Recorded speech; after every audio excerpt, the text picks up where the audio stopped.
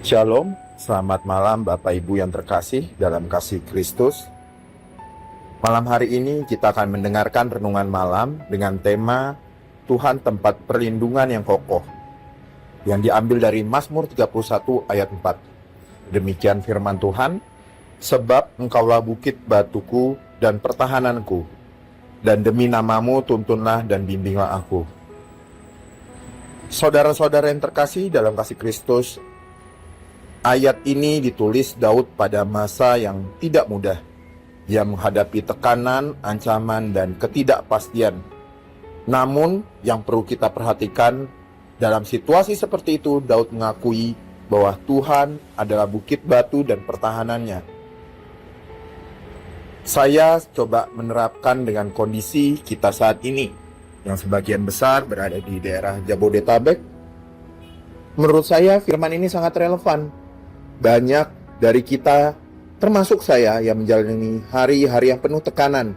Tekanan dalam bentuk tantangan ekonomi, biaya hidup yang terus meningkat, kondisi lalu lintas yang macet begitu menguras tenaga, persaingan dalam pekerjaan, serta kekhawatiran kita mengenai apa yang ada di depan keluarga dan anak-anak kita. Tidak sedikit juga mungkin ada yang merasa lelah secara mental, secara fisik, hadir di tengah keramaian kota, tapi hati terasa sendiri. Kita banyak mendapat informasi yang kita tidak tahu kebenarannya. Banyak juga tuntutan dan sedikit ketenangan. Di dalam kondisi seperti itu, dalam Mazmur 31 ayat 4, kita diingatkan lagi bahwa ada perlindungan yang sejati. Bukan hanya kita berlindung pada kekuatan finansial, jabatan, relasi, atau kemampuan diri kita. Semua itu baik, tetapi hal itu bisa berubah sewaktu-waktu. Hanya Tuhan yang tetap menjadi bukit batu yang tidak tergoncangkan. Kita dapat melihat Daud tidak hanya berkata, "Engkau adalah pertahananku."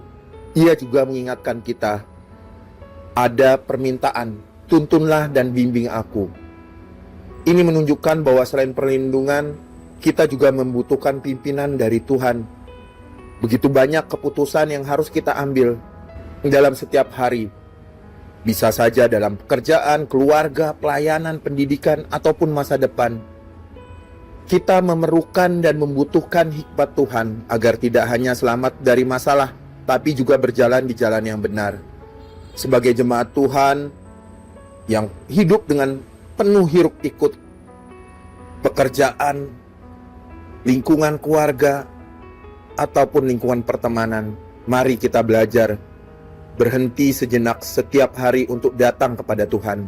Sebab ketika dunia menawarkan begitu banyak ketidakpastian, Tuhan menawarkan perlindungan dan tuntunan yang pasti. Di tengah segala tekanan, berbagai kekhawatiran, Tuhan tetap menjadi bukit batu yang kokoh. Datanglah kepadanya, berlindunglah kepadanya, dan percayalah bahwa Dia akan menuntun setiap langkah kita. Amin.